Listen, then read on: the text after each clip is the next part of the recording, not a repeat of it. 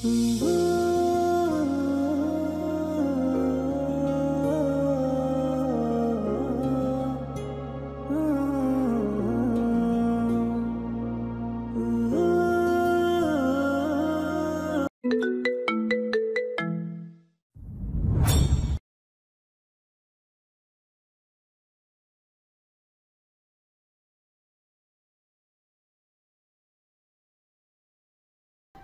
মেয়ে কোথাকার, তোর কি লজ্জা করে না একজন বিবাহিত পুরুষের সাথে ঢলাঢলি করিস? কেন আমার স্বামীকে ফাঁসিয়েছিস? বল কেন ফাঁসিয়েছিস? বলে আরেকটা থাপ্পড় মারেন। তখন রিনা দেওয়ান নেকা কান্না করতে করতে করিম মির্জাকে বলে, দেখো না করিম, তোমার বউ আমাকে থাপ্পড় মেরে আমার গাল কেমন লাল করিয়ে দিয়েছে। তোমার সামনে আমাকে এমন মারলো, আর তুমি ওকে কিছু বলছো না? আবারও নেকা কান্না শুরু করে দেয়। করিম মির্জা তো রিনার কথায় গলে যায়, আর তিনি উঠে রেগে অনুরাধাকে ঠাস করে থাপ্পড় মেরে দেয় আর বলেন, তোর এত সাহস হয় কি করে আমার গার্লফ্রেন্ডকে মারার? বলে তিনি অনুরাধাকে আরও থাপ্পড় মারেন। থাপ্পড়ের টাল সামলাতে না পেরে অনুরাধা পড়ে যেতে নেয়। তখন রহিম মির্জা এসে ওনাকে ধরে। অনুরাধা ছলছল দৃষ্টিতে তাকিয়ে থাকেন রহিম মির্জার দিকে। তখন করিম মির্জা আবারও অনুরাধাকে মারতে নেন। ঠিক সেই সময় রহিম মির্জা করিম মির্জার হাত ধরে নেন আর বলেন, ভাইয়া, তুমি একটা বাইরের মেয়ের সামনে ভাবিকে মারছো, তোমার কি একটু লজ্জা শরম নেই? একটা বাইরের মেয়ের কারণে নিজের বউয়ের উপর হাত তুলোচ্ছি।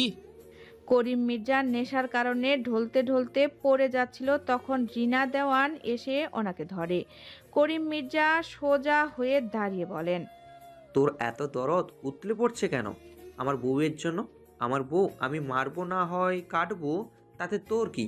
নাকি তুই তলে তলে ওর সাথে প্রেম করিস? ছি ভাইয়া, তুমি এতটা নিচে নেমে গেছো, আমি তো তোমাকে চিনতেই পারছি না। এটা কি সে করিম মির্জা যে নিজের পরিবার সবাইকে ভালোবাসতো, নিজের বউকে ভালোবাসতো, নিজের ভাইকে ভালোবাসতো, নিজের সন্তানকে ভালোবাসতো? এই করিম মির্জার তো এখন আর মানুষ নেই, একটা মেয়ের কারণে অমানুষ হয়ে গেছে। ছি! এ কথা শোনার সাথে সাথে করিম মির্জা নিজের সমস্ত শক্তি দিয়ে রহিম মির্জাকে থাপ্পড় বসিয়ে দেন আর বলেন, তোর সাহস হয় কি করে আমাকে এইগুলো বলার? আমার যা ইচ্ছা আমি তাই করব, তাতে তোর কি? রহিম মির্জা গালে হাত দিয়ে নিজের ভাইয়ের দিকে তাকিয়ে থাকে। এগুলো দেখে তো রিনা দেওয়ান মনে মনে অনেক খুশি হয় আর মনে মনে বলতে থাকে, আমার প্ল্যান কাজ করতে শুরু করেছে। I am so happy now. Rina Dewan তখন করিম মির্জাকে আরও উস্কে দেওয়ার জন্য করিম মির্জাকে বলে, দেখছো বেবি, তোমার ভাইয়ের কত দরদ তোমার বউয়ের জন্য। আমার তো মনে হচ্ছে তোমার বউয়ের সাথে তোমার ভাইয়ের অবৈধ সম্পর্ক রয়েছে। তাই তো তুমি তোমার বউকে একটু মারতে না মারতেই ও কেমন ছুটে এলো তোমার বউকে বাঁচাতে। আহা, কি ভালোবাসা! এ কথাগুলো ছিল যেন আগুনে ঘি ঢালার মতো।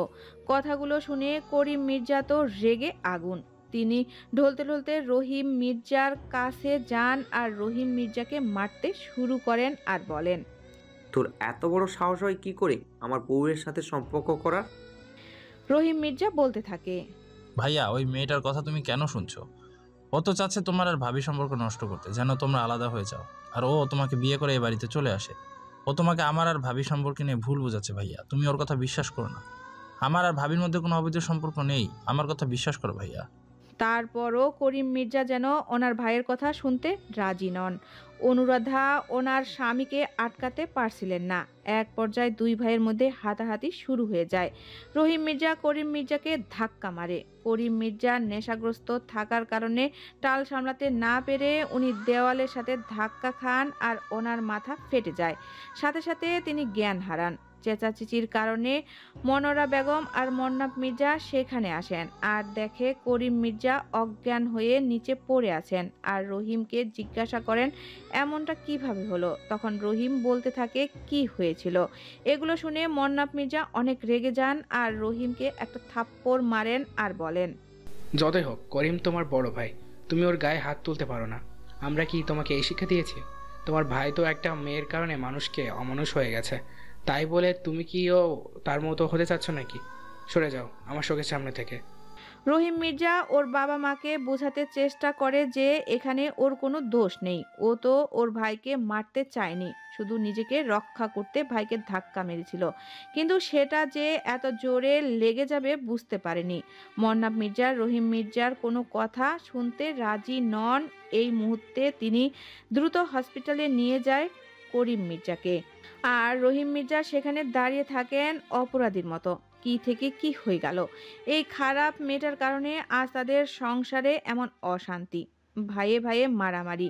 রহিম মির্জা মনে মনে বলেন, তোকে আমি ছাড়বো না রিনা দেওয়ান, তোর কারণে আজ আমার ভাইয়ের এই অবস্থা, তোকে আমি দেখে নেব। বলে হনহন করে বেরিয়ে যান বাড়ি থেকে। অধীর এতক্ষণ সবকিছু দেখছিল আড়াল থেকে। ওর বাবাকে হাসপাতালে নিয়ে যাওয়া হয়েছে, এতে অধীরের একটু খারাপ লাগেনি।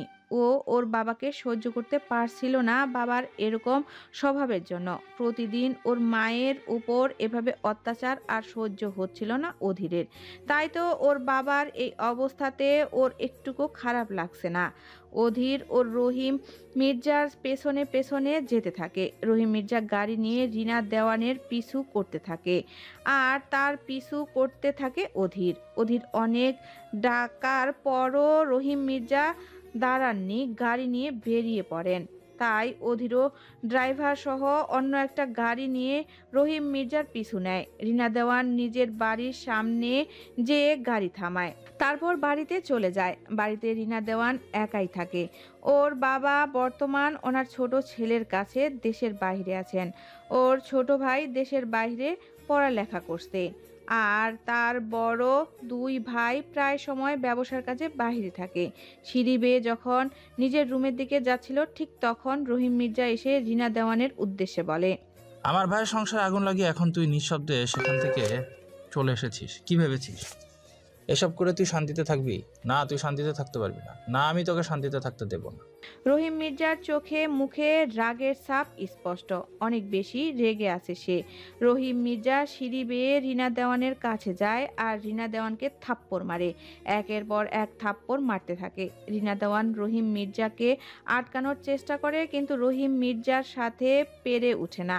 থাপ্পড়ের টাল সামলাতে না পেরে রিনা দেওয়ান একটা সিঁড়ির রেলিংয়ের সাথে বাড়ি খায়। এতে তার কপাল ফেটে রক্ত বের হয়। তারপর রহিম মির্জা রিনা দেওয়ানের চুলের মুষ্টি ধরে টেনে তুলে আরও একের পর এক থাপ্পড় মারতে থাকে আর বলতে থাকে, তোর কারণে আমাদের সংসারে অশান্তি শুরু হয়েছে, তোর কারণে আমার ভাইয়ের সংসার ভাঙতে যাচ্ছে, তোকে তো আজ আমি মেরেই ফেলবো।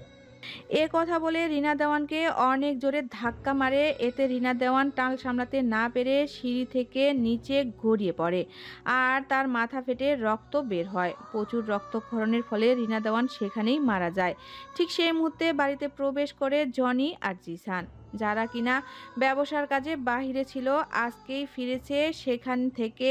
আর এসেই দেখে নিজেদের বোনের এই অবস্থা। দুজনে দৌড়ে আসে বোনের কাছে, এসে রিনাকে ডাকতে থাকে, কিন্তু রিনার কোনো সাড়া শব্দ নেই।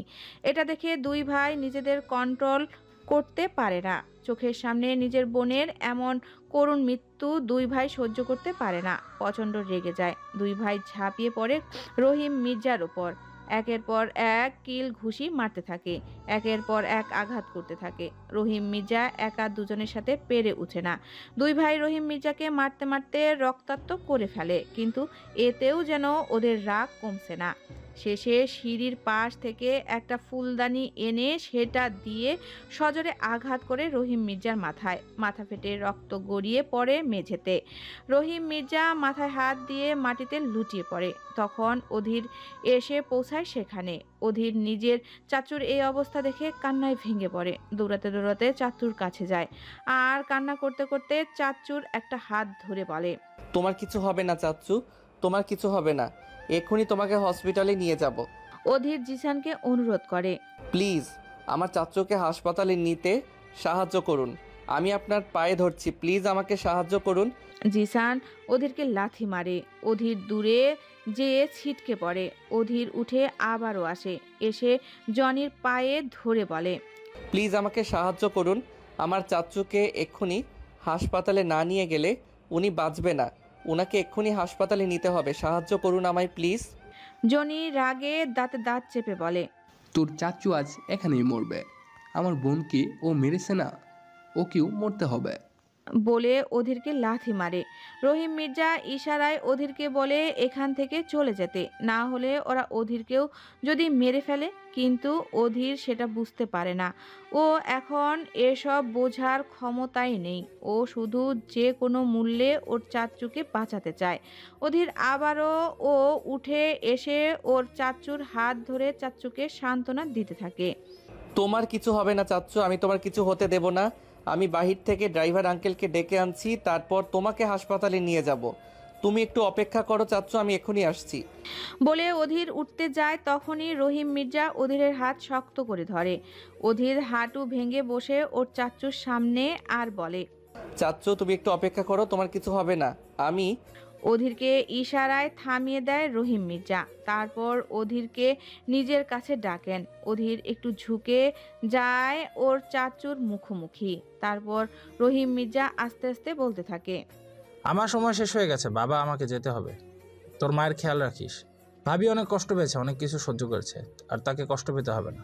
যার জন্য এত অত্যাচারিত হয়েছে তোর মা, তাকে আমি শেষ করে দিয়েছি। এবার হয়তো তোর মা একটু সুখে শান্তিতে থাকতে পারবে। তুই সবার খেয়াল রাখিস। এতটুকুই নিঃশব্দ। আর কোনো কথা বলেন না রহিম মির্জা। আর কোনো কথা উচ্চারণ হচ্ছে না ওনার কণ্ঠ দিয়ে। শুধু দু চোখ মেলে তাকিয়ে আছেন অধীরের দিকে। অধীর ওর চাচুকে ঠেলতে থাকে, কিন্তু ওর চাচু কোনো নড়াচড়া নেই। অধীরের মাথায় যেন আকাশ ভেঙে পড়ে। ও পুরো স্তব্ধ হয়ে যায়। ওর চাচু আর নেই এই পৃথিবীতে। ওকে ছেড়ে চলে গেছে, সবাইকে ছেড়ে চলে গেছে। বাবার থেকেও ও বেশি যে চাচুকে সে ভালোবাসতো, সে আর নেই এই পৃথিবীতে। এটা মেনে নিতে পারছে না অধীর। হাউমাউ করে কেঁদে উঠে অধীর। তার কিছু দিন পর দেশ ছেড়ে পালিয়ে যায় জনি দেওয়ান এবং জিসান দেওয়ান। পুলিশ ওদের আর কিছুই করতে পারেনি। তাই অধীর সিদ্ধান্ত নেয় ও প্রতিশোধ নেবে ওদের থেকে। বর্তমান তাই বলে তোমাকে মাফিয়া হতে হবে? আসলে ফুপা, এতদিনে ওরা অন্য দেশে যে নিজেদের অবস্থান পাকাপোক্ত করে নিয়েছে। ওদের ধরা সহজ কাজ ছিল না, তাই তো আমার মাফিয়া হওয়া। আচ্ছা, যা হবার হয়ে গেছে। তুমি এ পথ থেকে সরে আসো আর এসব প্রতিশোধের কথা ভুলে যাও। আমি চাই তুমি আর তানহা নিজেদের লাইফে হাসি খুশি থাকো। আল্লাহ না করুক আজ যদি তোমার কিছু হয়ে যেত, তো আমার মেয়েটার কি হতো? আমি চাই না আমার মেয়েটার জীবনে অন্ধকার নেমে আসুক। তাই বলছি তুমি এসব ভুলে যাও আর এ পথ থেকে ফিরে আসো, এতে তোমরা ভালো থাকবে। তানহা বলে, আব্বু তো ঠিক বলেছে অধীর, আপনি এইসব ভুলে যান আর এই পথ থেকে ফিরে আসুন। অধীর কিছু একটা ভাবে, তারপর আস্তে করে বলে, ঠিক আছে। মনোয়ার শিকদার বিছানা থেকে দাঁড়িয়ে পড়েন আর অধীর আর তানহার উদ্দেশ্যে বলেন, আমি তাহলে এখন আসি। এ কি আব্বু, এক্ষুনি চলে যাবে কেন? একটু পরে যাও, নাস্তা করে। আরে মা, এখনই যাব, এখান থেকে থানায় যেতে হবে। ঠিক আছে আব্বু। মনোয়ার শিকদার চলে যান। আপনার জন্য স্যুপ এনেছিলাম, নিন, খেয়ে নিন, ধরুন। বলে তানহা স্যুপের বাটিটা অধীরের সামনে রাখে। অধীর ভ্রু কুঁচকে তাকায় তানহার দিকে। কি হয়েছে এভাবে তাকিয়ে আছেন যে? খেয়ে নিন, না হলে ঠান্ডা হয়ে যাবে তো। তো কি করব বলো? দেখছিস তোর স্বামী অসুস্থ, হাত দিয়ে কিছু করতে পারছে না। ডাক্তার বলে দিয়েছে যেন হাতে চাপ না পড়ে। আর তুই কিনা বলছিস আমি নিজের হাতে খেয়ে নিই। তুই এই কথা বলতে পারলি? একটু মায়া হলো না আমার জন্য? বলে কষ্ট পাবার অভিনয় করে অন্যদিকে মুখ ঘুরিয়ে নেয় অধীর। তানহা তো অসহায়ের মতো তাকিয়ে থাকে অধীরের দিকে। ও বুঝতে পারে অধীর তো ঠিকই বলেছে, ও তো নিজের হাতে খেতে পারবে না। ইস, ও অধীরকে নিজে নিজে খেতে বলে ভুল করে ফেলেছে। অধীর হয়তো অনেক কষ্ট পেয়েছে এ কথায় বলায়। তানহা অধীরের সামনে যেয়ে বসে, তারপর স্যুপের বাটিটা হাতে তুলে নেয়। তারপর অধীরের দিকে এক চামচ স্যুপ ধরে বলে, নিন, হাঁ করুন। অধীর তানহার কথা শুনে না, ও ঠিক আগের মতোই অন্যদিকে ঘুরে থাকে। তানহা আবারও বলে, কি হলো, হাঁ করুন। অধীর ঠিক আগের মতো রয়েছে আর ওভাবে থেকে অভিমানী কণ্ঠে বলে, আমাকে কাউকে খাইয়ে দিতে হবে না, আমি নিজে নিজে খেতে পারবো। তখন তানহা স্যুপের বাটিটা বেডের এক পাশে রাখে। তারপর অধীরের একেবারে কাছাকাছি যায়। অধীরের দুগাল ধরে অধীরকে নিজের দিকে ফেরায় আর বলে, এত অভিমান করেন কেন? আমি তো খাইয়ে দিয়েছি, আপনি খেয়ে নিন না। অধীর তানহার চোখের দিকে তাকায় আর বলে, খেতে পারি, তবে আমার একটা শর্ত আছে। তানহা ভ্রু কুচকে জিজ্ঞাসা করে। কি শর্ত? আমাকে অনেকগুলো চুমু দিতে হবে। কি? বলে অধীরের গাল ছেড়ে দিয়ে একটু সরে বসে। অধীরের কথায় তানহা অনেক লজ্জা পায়। কি হলো, অমন অবাক হলি যে? কই না, না তো। বউ, আমার কাছে আসো। কেন আপনার কাছে আসবো কেন?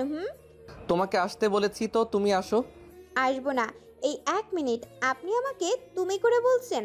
হ্যাঁ, আমি আমার বউকে তুমি করে বলছি। তোমার কোনো সমস্যা? না, আমার কেন সমস্যা হবে? এখন কাছে আসতে বলছি, আসো। কেন আসবো? অধীর খাপছাড়া ভাবে বলে। আদর করব তাই। কি বলছেন এইসব? আপনি অসুস্থ, এখন স্যুপ খাবেন, তারপর ঔষধ খাবেন, আদর কেন করতে যাবেন? নিন স্যুপটা খেয়ে নিন। বলে স্যুপ অধীরের মুখের সামনে ধরে। অধীর নেশাক্ত দৃষ্টিতে তানহার দিকে তাকায় আর নেশালো কণ্ঠে বলে, এখন স্যুপ খেতে ইচ্ছে করছে না, তোমাকে খেতে ইচ্ছে করছে বেবি। বলেই তানহাকে বাম হাত দিয়ে এক ঝাটকায় নিজের কাছে নিয়ে আসে। তানহা যে অধীরের বুকের উপরে পড়ে। অধীর তানহার কাঁধের উপর থেকে চুল সরিয়ে সেখানে কিস করে। অধীর হঠাৎ এমনটা করায় তানহা অনেকটা লজ্জা পায়। তানহা অপ্রস্তুত হয়ে যায়। নিজেকে অধীরের থেকে ছাড়াতে গেলে অধীর আরও শক্ত করে ধরে রাখে। অধীর তানহার কাঁধে নাক ঘষতে ঘষতে আস্তে আস্তে তানহার চুলে নাক ডুবিয়ে দেয় আর বলে, চুলে কি শ্যাম্পু ইউজ করো বউ? এর কথা শুনে আরও অপ্রস্তুত হয়ে যায়। অধীরের থেকে নিজেকে ছাড়াতে চেষ্টা করে। অধীরকে হাত দিয়ে ঠেলতে থাকে।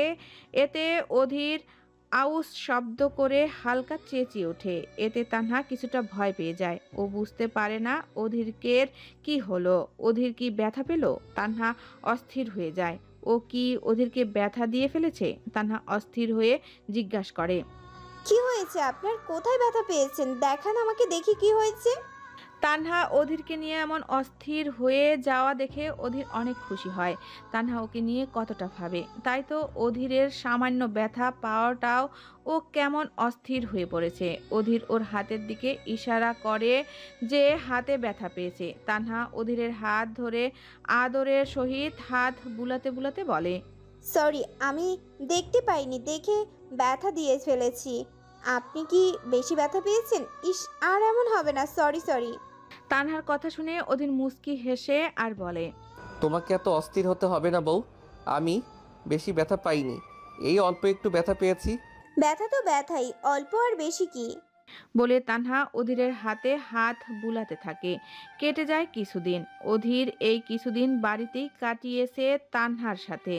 এখনও পুরোপুরি সুস্থ। তাই আজ মনোরা বেগম আর মন্নাপ মির্জা ঠিক করেন অধীর আর তানহাকে হানিমুনে পাঠাবেন। কারণ বিয়ের পর ওরা কোথাও ঘুরতে যায়নি। এখন হানিমুনে যে ওরা নিজেরা একসাথে কিছুটা টাইম স্পেন্ড করতে পারবে। তাই তো ওনারা এসেছেন অধীর আর তানহার সাথে কথা বলতে।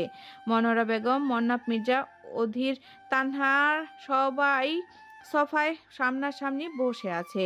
তাই মন্নাপ মির্জা কথা বলা শুরু করেন। বলছিলাম যে অধীর, আমি আর তোমার দিদুন ঠিক করেছি তোমাকে আর তানাকে হানিমুনে পাঠাবো, যাতে তোমরা দুজনে নিজেদের সাথে একা একটু সময় কাটাতে পারো।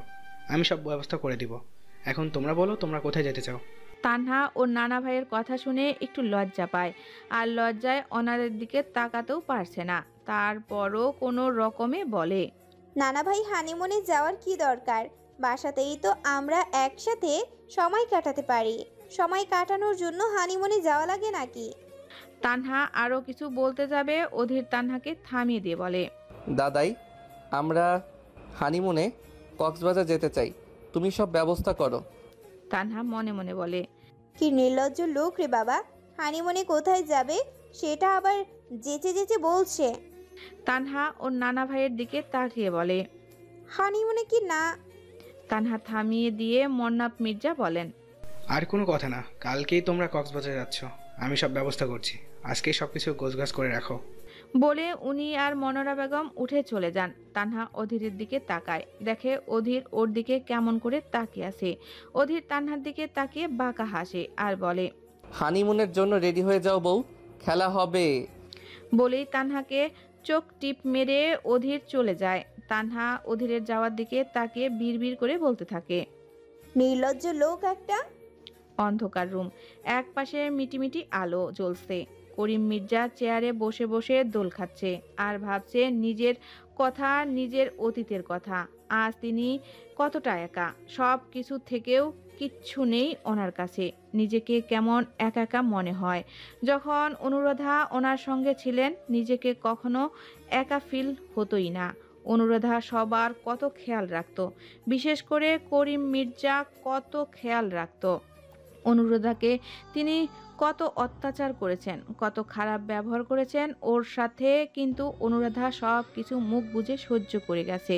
তারপর ওনাকে ছেড়ে যায়নি, কিন্তু শেষে উনি এতটাই বেশি করে ফেলেছেন যে সেটা সহ্য করতে না পেরে অনুরাধা সবাইকে ছেড়ে চলে যান। সেদিন যদি আমি অনুরাধাকে মিথ্যা অপবাদ না দিতাম, কথা না শোনাতাম, তাহলে হয়তো অনুরাধা আত্মহত্যা করতো না। সব দোষ আমার, সব ভুল আমার কারণেই অনুরাধা সবাইকে ছেড়ে চলে গেছে। যদি আমি এসব না করতাম তাহলে আজ অনুরাধা আমার কাছে থাকতো, নিজেকেই আমার একা মনে হতো না। এসব ভাবতে ভাবতেই করিম মির্জার চোখ দিয়ে জল গড়িয়ে পড়ে। উনি ওনার স্ত্রীর আত্মহত্যার জন্য নিজেকে কখনো ক্ষমা করতে পারেনি, হয়তো কখনোই ক্ষমা করতে পারবেন না নিজেকে।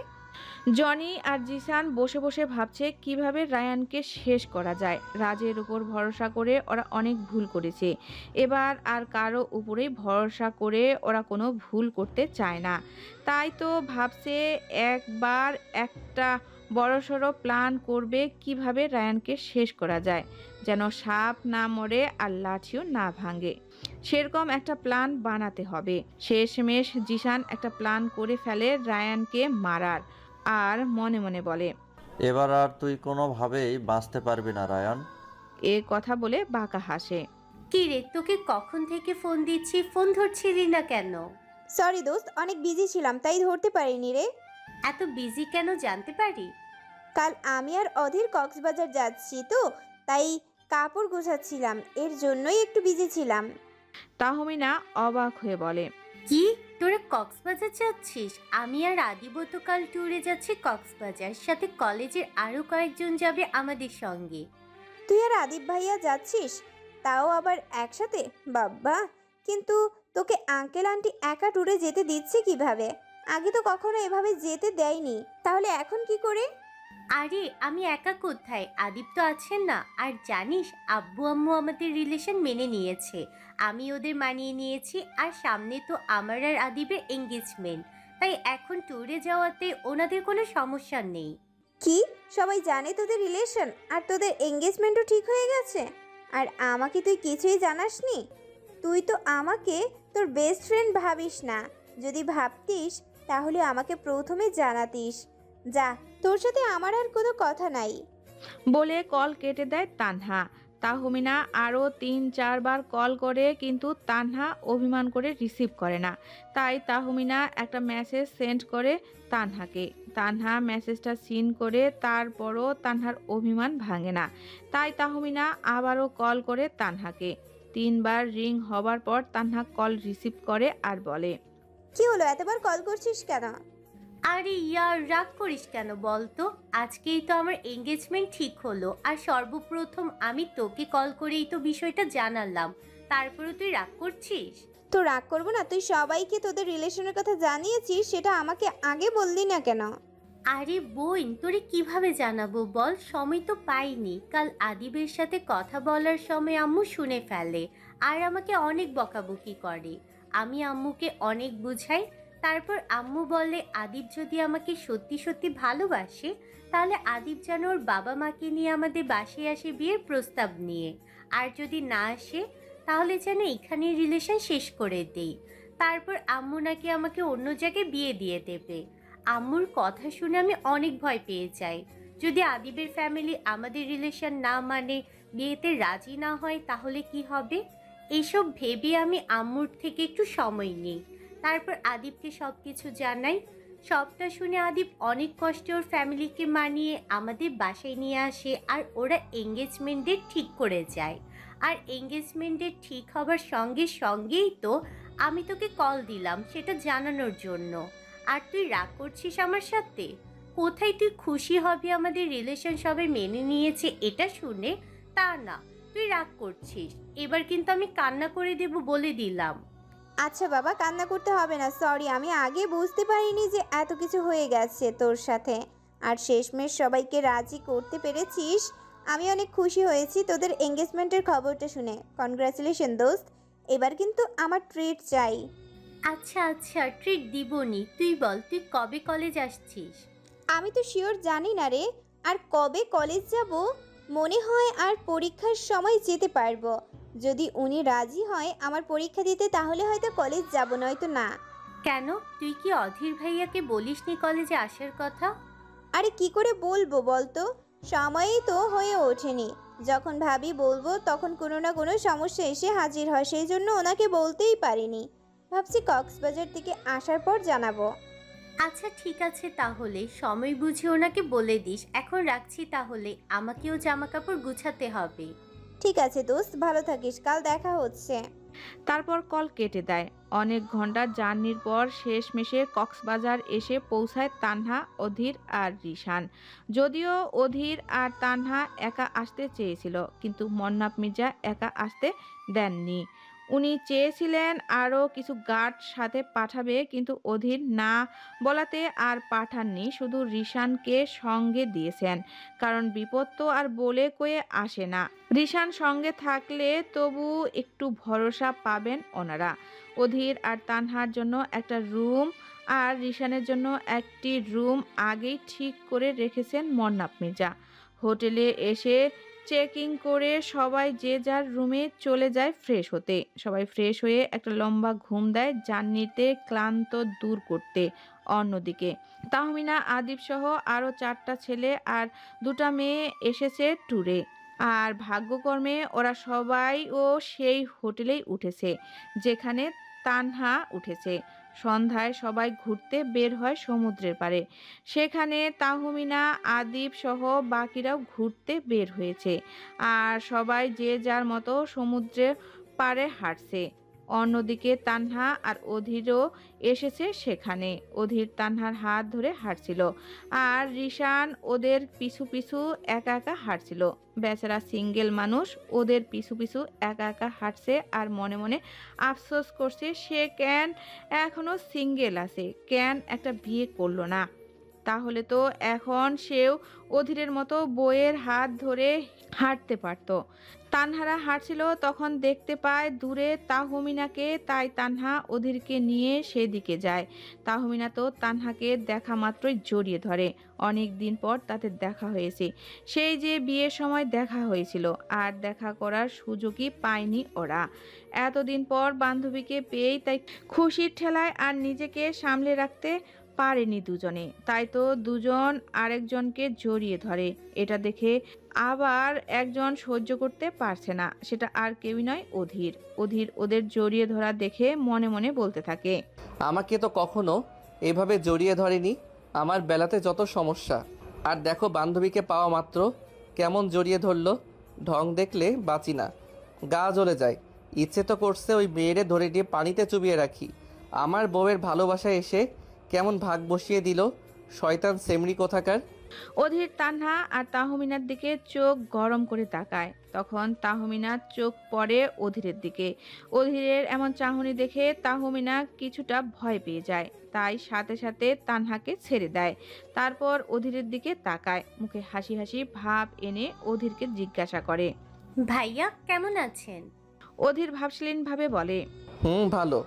তানহা আদিবকে কংগ্রাচুলেশন জানায় ওর আর তাহমিনার এঙ্গেজমেন্টের উপলক্ষে।